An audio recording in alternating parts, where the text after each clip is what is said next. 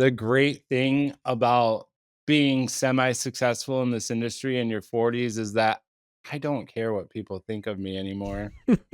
And as shitty as that sounds sometimes, I don't I have bills to pay, man. Like it sucks when someone doesn't like you because of your job and it Hmm. but I grew up Catholic in a Christian Reformed neighborhood, so nobody liked me anyway.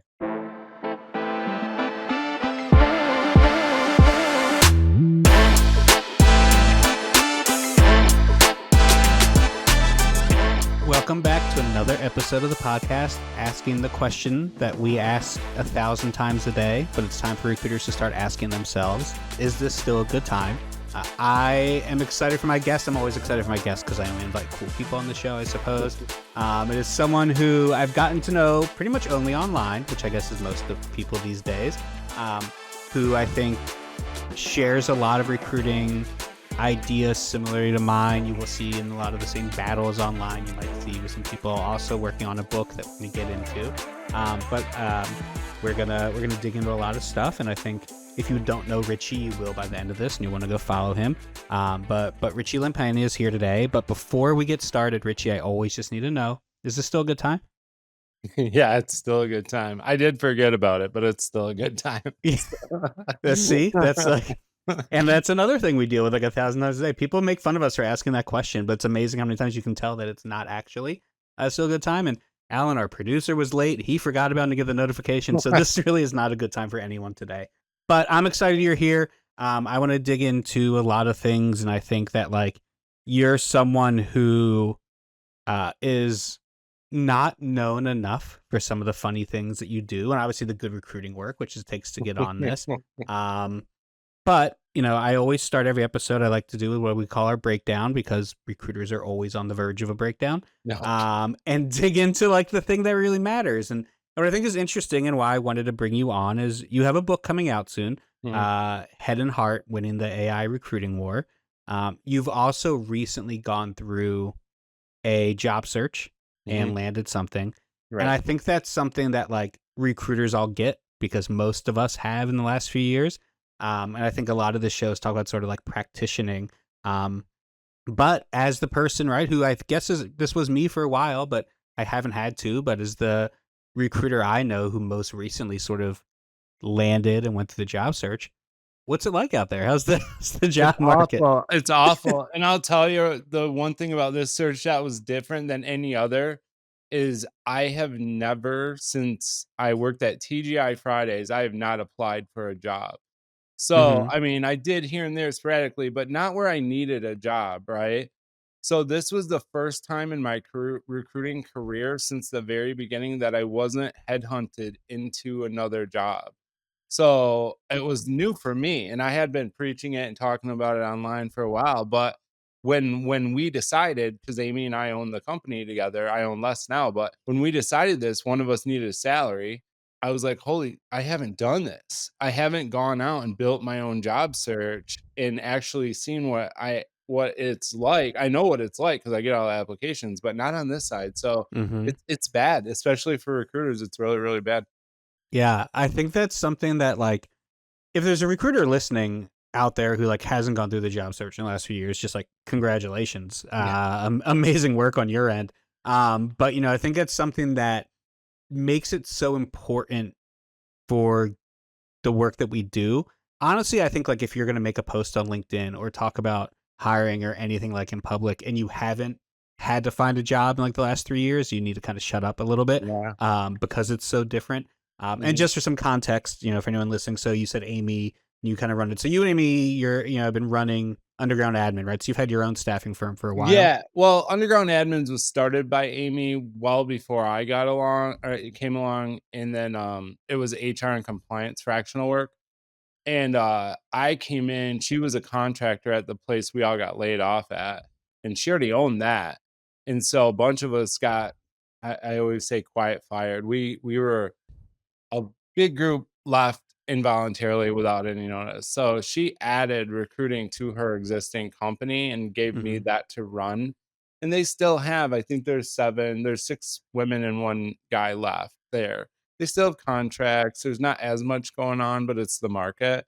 And Yeah. then I came in and built recruiting out, and we did that. We did really well last year. This year was a struggle. We were working a lot in federal contracts, and a lot of them got canceled, as everybody knows. So it's been a rough year for agencies in general. But yeah, that's what underground admin is.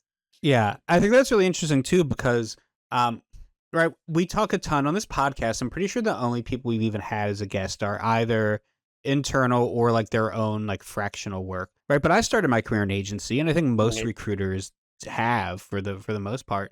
Um, and the agency world right now seems so much harder, and I'm sure there are agency recruiters out there listening and sort of just like know that different feel. And I don't know, I mean, I think it's so common, but it's like every agency recruiter can't say it, right? The part that you said of just like this year's been rough and I had to Mhm. go find Yeah. another job. Yeah, this year I put it in a post the other day. This year is a knife fight in agency recruiting. I was leveraging every relationship I had to the max. We were talking about this. One of the roles we just filled, they had stopped working with us last year because they hired internal people, not anything we did. I bothered her every 2 weeks for a year, and they Hmm. finally had a hard to fill role, and we filled it real quick. But that was a core client last year that we filled 12 orders with, and this year we did 1. So, in new business development in this market, I mean, there's people that are really good at it, and I am a hell of a salesperson in recruiting, Hmm. and I was struggling this year.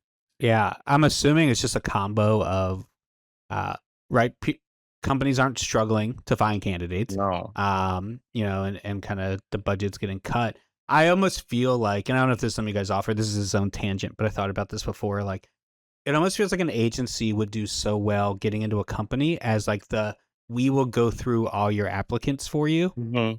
and help you shortlist 5 people. Is that like realistic? Can an agency do something like that, or am I just making things up? I follow there's a Facebook, how old am I? But there's a Facebook group for recruiters, and someone asked that. They were propositioned by a company to come in and do just that, and they were all discussing what the cost would be.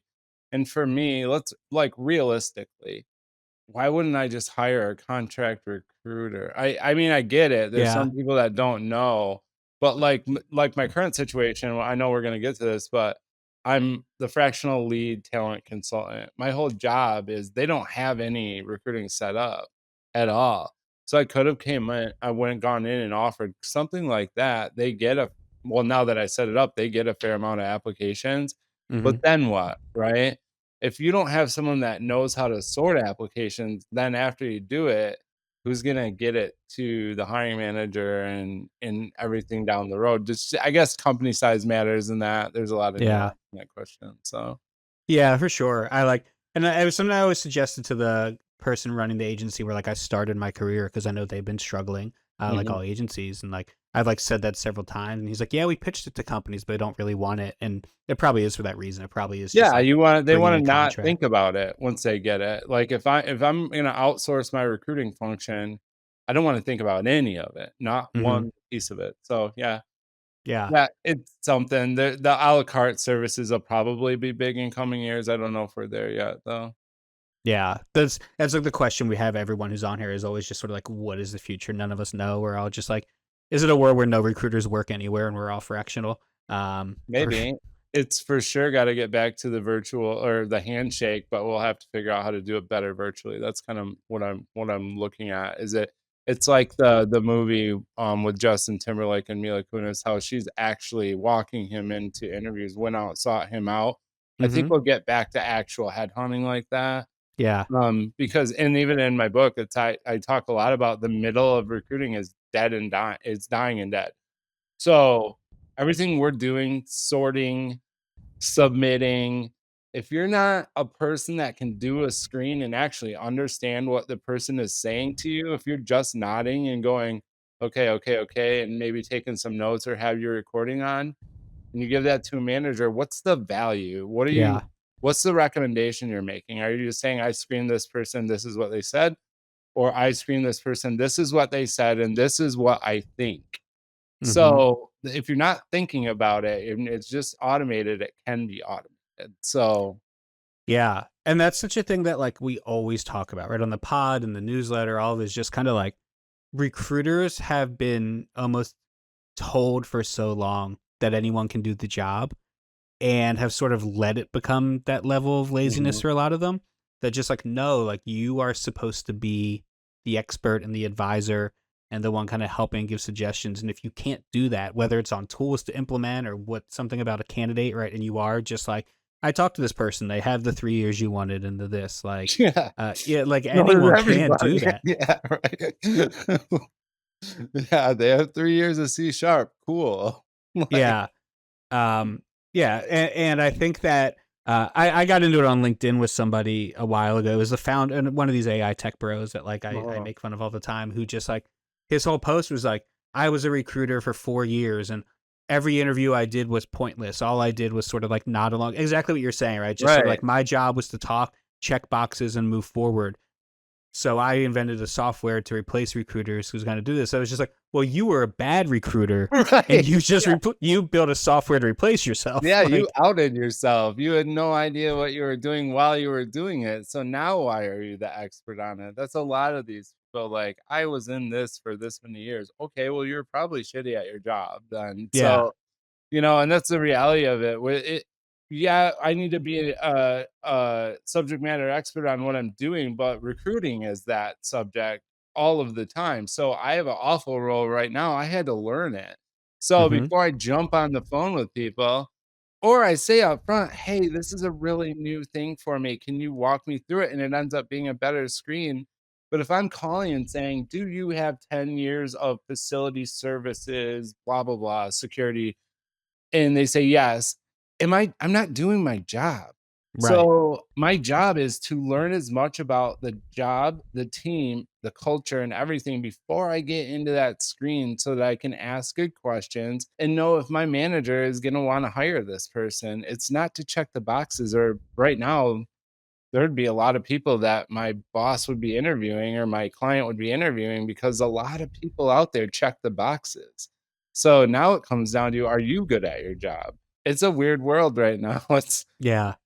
That speaks. I was the same way, and I think good recruiters were, and I think that also becomes a question I want to start asking recruiters to see how good they are. Is like, how much research do you do on a role, like before you start working on it? Like, because I used to, I mean, I can't, build a Kubernetes cluster, but like, trust me, the first time I ever had to work on just like a Kubernetes role, like I was deep into some like internet pages I didn't understand at all, and at least trying to understand like what people would be talking to me about, right, and what they should have been doing and shouldn't have been doing, and yeah, I don't think enough right. of that is happening. I'm assuming that's a lot of what like when you said like this is the book, right? Winning the AI recruiting war. Like, is Mhm. that what you mean? Because I'm interested what the war is when you call it Yeah, that. the war is that it's not us versus AI. It's how many of us are going to be alive in turn. We're going to implode, right? You got a bunch of people that really probably weren't meant or weren't good at what they were doing anyway, and then you give them a crutch that they're overusing.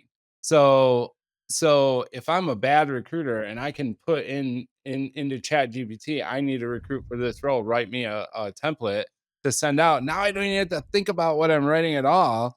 So the Mm-hmm. crutches. So the best way to describe the meat and potatoes of the book is learning how to use AI as a seasoning and not the whole dish. Right? Yeah. I'm not going to eat a plate of salt, so I'm going to put enough on to make my steak taste good, and that's kind of the book.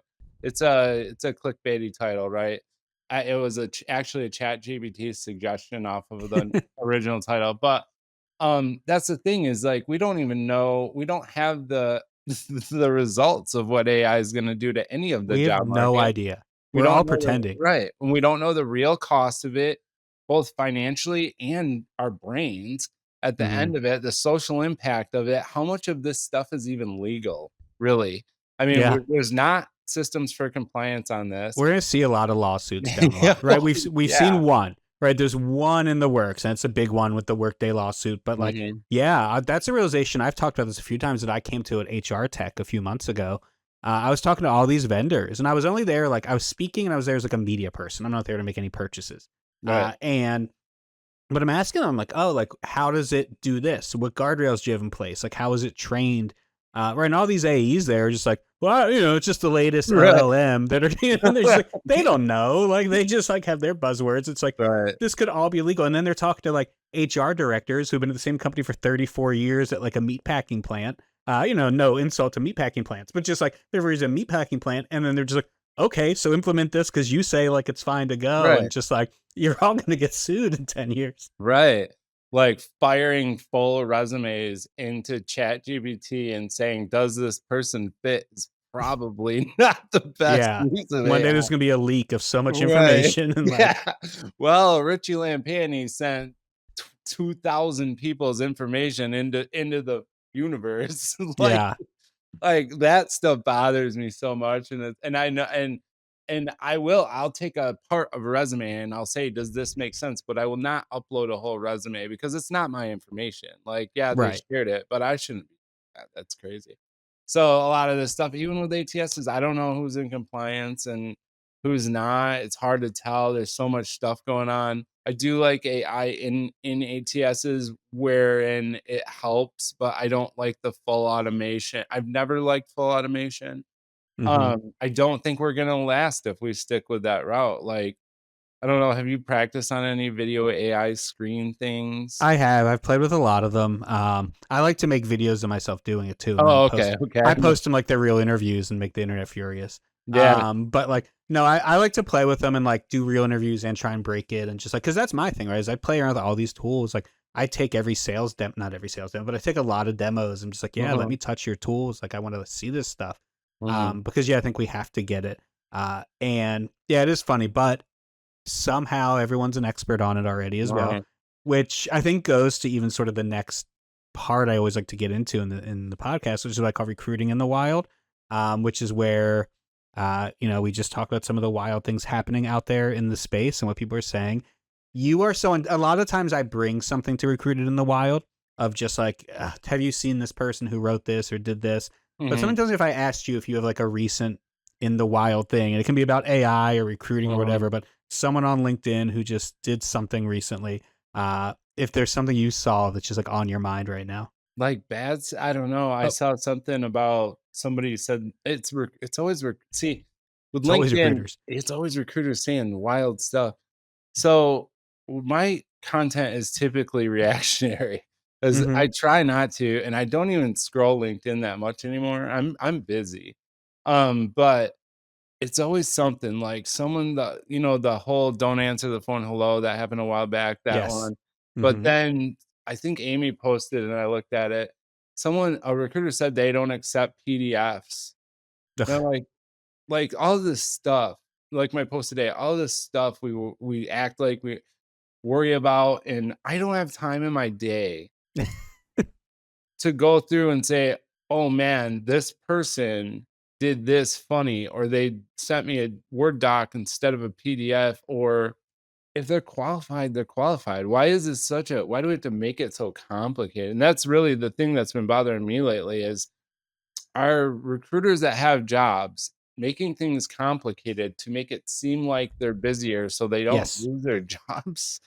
Because that's like, I Yes. don't get it. Like, I get the clickbait dopamine thing, but some of the stuff these people come up with, especially the 2-year, 3-year people that Mm-hmm. they hand out as advice, I'm like, you don't have to post. Like, there's Yeah. no You don't point. have to post. This is like literally in my newsletter when I like make fun of some post every week. I like always ends with just like, you didn't have to write this. Like, you could have just like not done it and your day Yeah. would have been fine.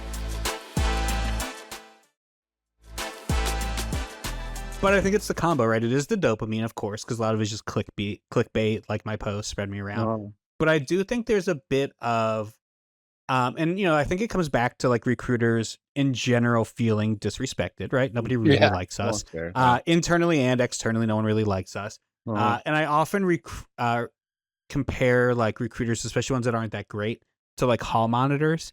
Yeah. And it's just sort of like they got given the role because people are like, yeah, like give it to this person. Right. And to them, it's just like the most popular and piece of power they've like ever been given. Right. And they just like can't handle it. Right. And there are a lot of recruiters like that, right? I think like I won't look at a resume if it's this format, or like I won't move you forward if you say hello. It's just sort of like you don't have any power in anything else you do. and just like Mhm. are grasping at this at the moment. Right. Yeah, and yeah, and whenever somebody gives me one, like, I get sent posts all the time, "What do you think?" Or somebody wants me, I won't do it because I don't wanna give them any Hmm. more visibility, but I struggle. I try not oh, to, but man, I I struggle to stay try. away. Amy Miller's the worst about avoiding, but I talked to her about it. We talked privately about the crazy ones, and she's like, "I shouldn't Hmm. do it." And I'm like, "You're going to. I know you're She was the first guest on the podcast, and I asked her, I was like, "Do you ever like not like if you see one, does anyone send it?" And she's like, "All the time. You have no idea how many people Oh, actually yeah, send I'm me that I don't sure. respond to." I'm like, "Oh, okay," because you do Well, like 15 a day. I'm gonna bring somebody up. Joe Johnson, this guy is the worst for he rage baits me daily. He sends and he does that, "Oh, for fuck's sake," like, he's been doing this thing. I don't know if you know who he is, I'm but looking him up right now. I don't know who yeah, that him is. and he's always tagging Amy and stuff, and Oh, he yeah, I know who that starts is. a lot of it, and so every morning not every morning anymore, but because I don't always respond because I'm busy right now, so I get posts in my DMs, and I'm like, I can't do it, and there's a couple guys Hmm. that I'm not gonna name them, but there's a couple guys that are very popular in the space, and it's always in my somebody's DMing me, and they say the craziest stuff, and I don't think it's power. There's obviously dopamine. I think it's propaganda, man. I really do. I really think like some of them are the don't take counter offers. Some of them are the if you're late, blah blah blah, don't bother showing up. There's always these weird there's no nuance to it. It's like how they want their candidates to act and they have big following. So it's like I think you're saying this to influence either a hiring manager you're working with or a candidate you're working with.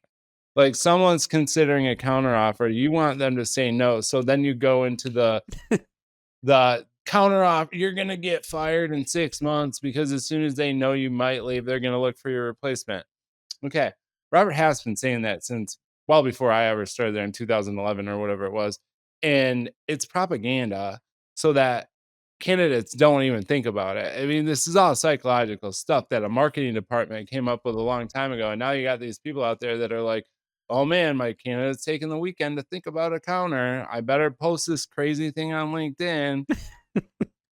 And I Yeah, think that's I'd be part of it. curious to know. We should ask that. Like next time you see these posts, like just kind of be like, did this just happen? Or are you worried it's about to happen? Right, right. Because in my mind, I think it's they're doing it right after it happened. Like I think they're just like, I got burned, and now I'm Okay, gonna yeah, like possibly. complain on the internet about it. But I wonder if it is trying to like influence somebody's decision somewhere.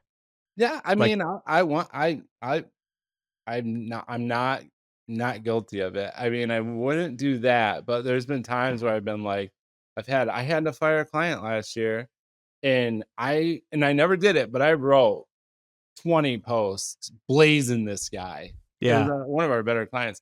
And I did the right thing, and all the recruiters were like, "Thank you, that client was awful," and Ben and Amy, who I work or the partners there, they or were it's not anymore. Anyway, they were like, "You had to do it," and every day I sat there and I went, "Man, this guy deserves a post," and but never did. I put it in the book, but I did not ever post it because I was like, "There's just gonna be bad blood for no reason. It makes me look bad," and I don't think that enters in the mind of some of these people posting.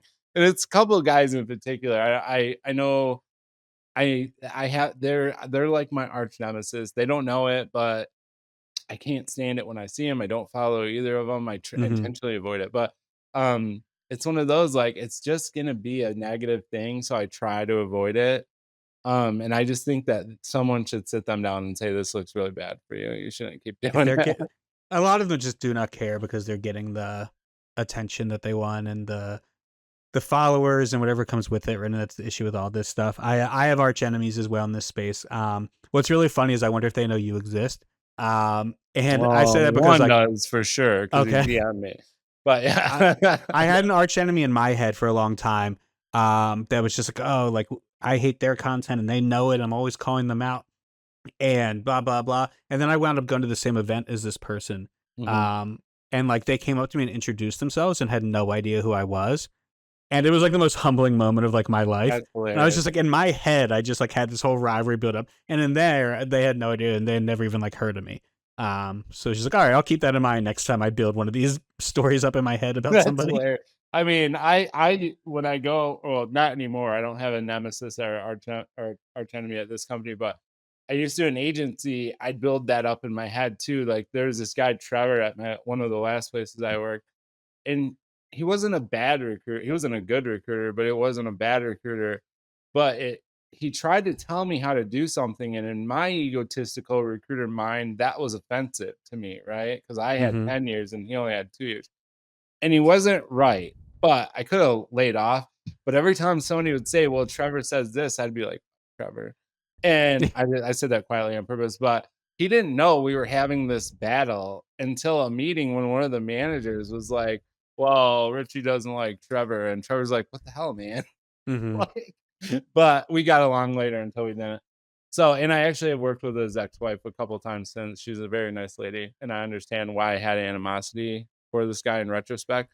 But that was just something I do. It's like a motivator sometimes too. Like I gotta beat so and so. Mhm. They don't know we're having a competition, but that's how I don't make myself crazy too. Like, Yeah, in the agency world, you almost have to too. Like you have yeah, to kind of have those things. Okay, I'm gonna get yelled at again because I'm going forever. This is okay, what I love to do. But this might come from Trevor, it might come from somewhere else. The hmm, other thing I love to talk to recruiters about is what I call our recruiting nightmare stories because we all have them. A hmm, recruiting nightmare can be anything. It can be a bad candidate, a bad hiring manager, a bad role, whatever. Another recruiter named Trevor. Fuck Trevor. I'll say it loud. right, okay, Um, yeah, it's allowed. But my favorite thing is when I ask people in almost every situation, it's always a story that like every recruiter is like, oh yeah, we did that here too because we all face the same nightmares. hmm. Uh, what is your recruiting nightmare story? Oh, I brought it up kind of. It's the client that you have multiple discussions with. It happens cyclically too. There's always one, right? Great client spends a lot of money, and then all of a sudden you give them good candidates, so they want to see more and more good candidates, and then the process gets extended. We just went through this 2024. Companies spent a ton of money with us. This year, we had a lot of orders from them, but Mm-hmm. then it got into the, well, they're close, but not good enough. And this is so this market too, right? Sure. Kid in a candy store. I can find a lot of great candidates. Therefore, I must be able to find even more better candidates. Mm-hmm. So this was like a really egotistical person that just didn't treat people right. And it's the worst kind of nightmare too, because it's your money and you can pay your bills, but it's not ethically okay anymore. Yeah. So, the other one would be I had a director of engineering wear a baseball hat to the final this year. Very high level aerospace role. He made it through all these finals, and then he showed up in a dirty work shirt and a baseball hat to the final with the CEO. So they didn't hire him.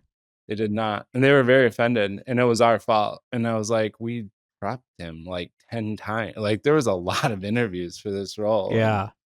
That's I mean, I don't love the idea of not hiring someone for not wearing a hat or for wearing a hat, but whatever. But to make it that far in the final stage and then show up for the first time in a hat is like definitely an interesting choice. I don't mind dress until like I don't care about t-shirts and everything until it's if you're in management and it's a on site in a professional facility and Yeah.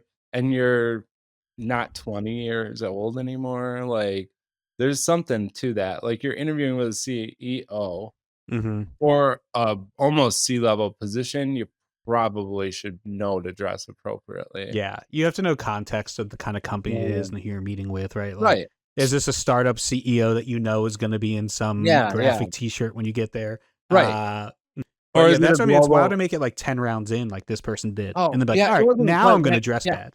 but it was a global aerospace manufacturer, and he knew, like, he knew. Mm-hmm. So, it's one of those where I'm not sure on the I have to ask Kelly, but I'm not sure on the last round, but we do in our prep in UA's prep, it says, appropriate dress, right? Sure. Like, so I have a freight company or LTL company that we've worked with forever. The CTO, he wears, like, golf jackets, and Mm-hmm. the director of database, he wears a freaking, like, a hunting T-shirt and an orange cap, and he's in his basement with animal heads everywhere. That dress code is wear whatever you want, they don't care. This company now, we're federal. Everybody wears hoodies and stuff on everything, right? Interesting. And it's a Series B startup. I shouldn't have said that out loud, but that on my interviews, it was kind of professional. And I know Nicole, the president, she got really dressed up for a director one the other day. But for the rest of it, everybody's really lax during the week and while we're just working, right? That's a Yeah. dress code. There's no dress code for us daily. I've felt overdressed the last couple of weeks because they're in hoodies. But that's my thing. But it's all different. Again, nuance. Like if the recruiter says this is a dress code, assume it throughout. Don't wear a t-shirt or a dirty work shirt and a baseball hat to the final. Like if you've had to wear a polo the whole time, wear a polo to the final. Don't get lax that you got to get yourself across the finish line. That's a lot of candidates don't understand. Like there's a point where my consulting ends. Like I can't do Yeah, anything you have to. anymore. Yeah, that's when they're just like, oh, I didn't get a job because it's a recruiter. I'm like, you have to close it. You have to go there and interview. It's so funny because we used to my old agency. We had like a same kind of standard prep email, and like at the bottom Mhm. to like wear a suit because at this point everything was in person, right? This is pre-COVID, Oh yeah. and you just wore suits except for certain companies. God. And it would say like wear a Oh, suit to the dude. interview. And we had someone. He was young. He was probably 23, 24, like one of his first jobs. And he had a tracksuit on, like when he like got to the interview. And it was so funny because it was just like, do we need to specify the kind of suit from now on? Like, do we need to That's like, good. I haven't like ever was he had just that like, one. this is a suit, this is a tracksuit, like it works? That's And hilarious. Was he because in we used New to do walk-ins Jersey? in that day, like Was it in New Jersey or no? this was Pittsburgh. Oh, okay. Um, Well, it's close but enough. it's so funny because I hear that I see the New Jersey guy doing it. I don't know if you ever did walk-ins, but that's what we used to do back in this Yep. old world. Something that young recruiters will never understand. Oh, yeah. That we would go meet our candidates for their on-site interview and walk them in Yep. and introduce them to the right people to take care of their nerves and Yeah. like. Actually, in New York, I had one where I was doing a SharePoint developer. The guy showed up because we had to screen them on site too. So he showed up. We were in Herald Square. Showed up, came to the building, did a great screen. Same guy went to the uh, technical at the client. Then I went to walk him into his first day. Different guy showed up. Said he was Mike. His name it actually was Mike. I posted about this before. Guy's name was Mike. Mike showed up to everything, and then another guy showed up, and I said, "Where's Mike?" And he said, "I'm Mike." And I'm like, "No, you're Yeah. not." So yeah, It's on-sites funny were that that's wild. been going on for so long too, because now that's like so common. It's like one of the one or two biggest issues recruiters are facing. It's what everyone's trying to solve. But it's funny. It's like, yeah, that actually used to happen 10 Yeah, years ago before any of this it did. mattered. It did. And I've done a lot of really fraudulent screens this week for a back end role, Mm-hmm. and they're not hard. I can pick up on it You pretty know right easily. away. Yeah, especially I do all my interviews virtually now, so I can tell what's happening usually during it. One Mm-hmm. guy got me the other day though, and it took me going back to the resume because something didn't make sense that he was saying, and I was like, "Oh, this isn't the person." And I'm like, Mm-hmm. "Okay, this is weird." And then I sent it to the manager, and he picked up. This is a trick I didn't use before. The LinkedIn photo was a stock image, and I Yep. missed that, so I could Yep. have got avoided it, but he picked up on it, but it took me a minute on the screen. That one was pretty good, but a couple where it's so obvious, like the I don't know what they're doing exactly, but they can't move their hands usually, Mm-hmm. and the voice is always very It never similar. sounds right. Yeah, something's always Yeah. off. I remember an old trick I used to do. If anyone out there is listening and trying to figure out what to do with these fake interviews, if somebody told me when they weren't sure, what they do is they tell a joke just unexpectedly Uh-huh. during the interview. And it's just like someone fake like can't sort of like adapt to the fact that you just like told them a joke. Yeah, that's what I do. I throw a cultural or some kind of random ass um to that guy what I did was he worked at Discord, or he said he worked at Discord, and I threw some weird news story in about Discord. I didn't do the whole shooting thing, but I there was some other stuff going on with Discord privacy. And I said something about the current events with Discord, yada yada, and it was over. It was done Mm-hmm. right there. He couldn't figure out what I was talking about, and then he Yeah, they just started go, naming the job. huh. Yeah, it Yeah, was weird. they just start nodding and like smiling. Mhm. Yeah, wild Yeah, world. and this was why it was weird. This one during the screen, there wouldn't be anything to give thumbs up for, and he kept doing a weird thumbs up. I'm like, "What is happening right now? Did I glitch something?" Sometimes I'll carry them on just to see. I wanna see if there's some other thing I can pick up on, but Yeah. It was a lot of wasted time this week. I can I tell. know. I hear that that's the biggest thing is just sort of like because you don't want to get to the point where you're guessing by resume, Mhm. right? That's when you start bordering on a lot of weird biases and things like Yeah. that.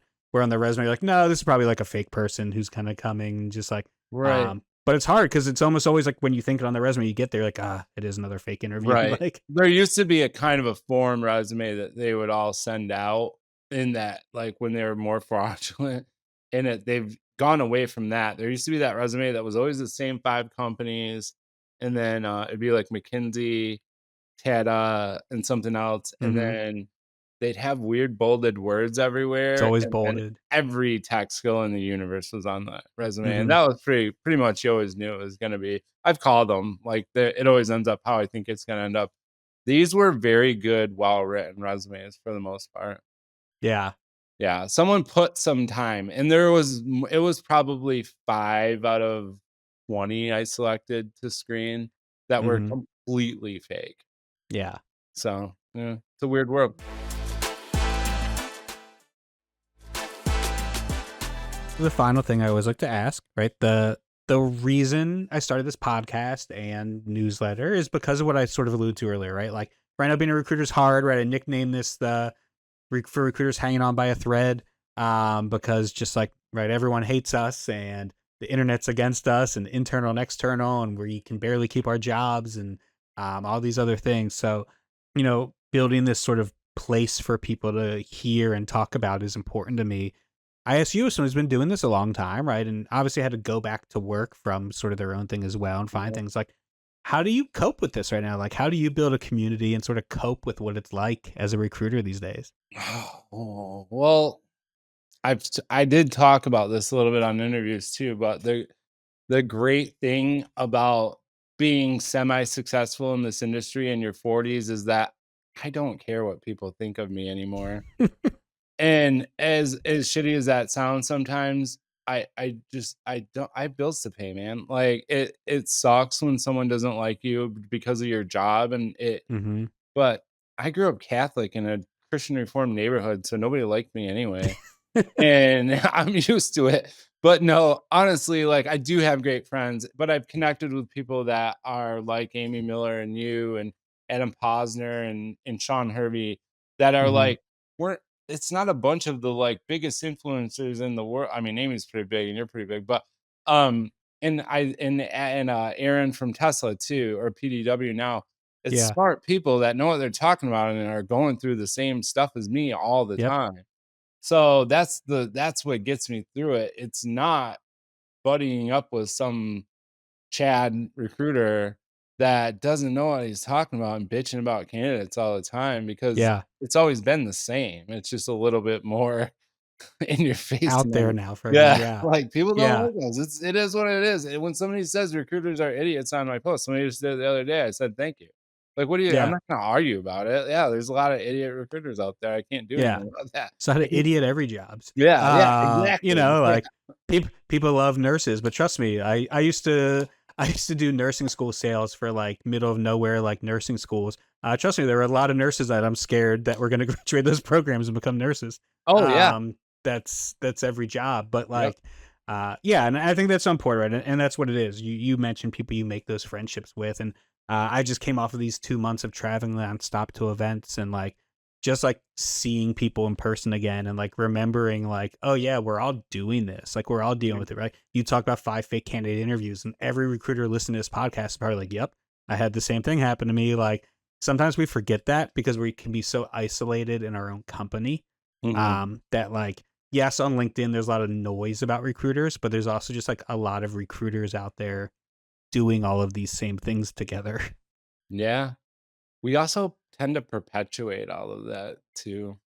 And that's the thing, right? Is that it is no one's wrong. Like, candidates have every right to complain. Recruiters can complain. The problem is with the fake candidate thing, really, too, is that if I'm a newer recruiter and I'm relying solely on applications and I have 5 great resumes and every one of them is a fraudulent candidate, and I don't have like well, my other good ones, I went out and headhunted a couple of people that I knew were good. If I don't have that in my toolkit, and all I see is all these fake candidates, and I'm going to go on LinkedIn and bitch about how every candidate's bad that applies, and 99% of the applications were bad. Of course Mhm. you are. Like, that's why, because you're not opening the rest of your toolkit anymore because you get so many applications and get so excited. So then we perpetuate this recruiters think they're God, yada yada yada.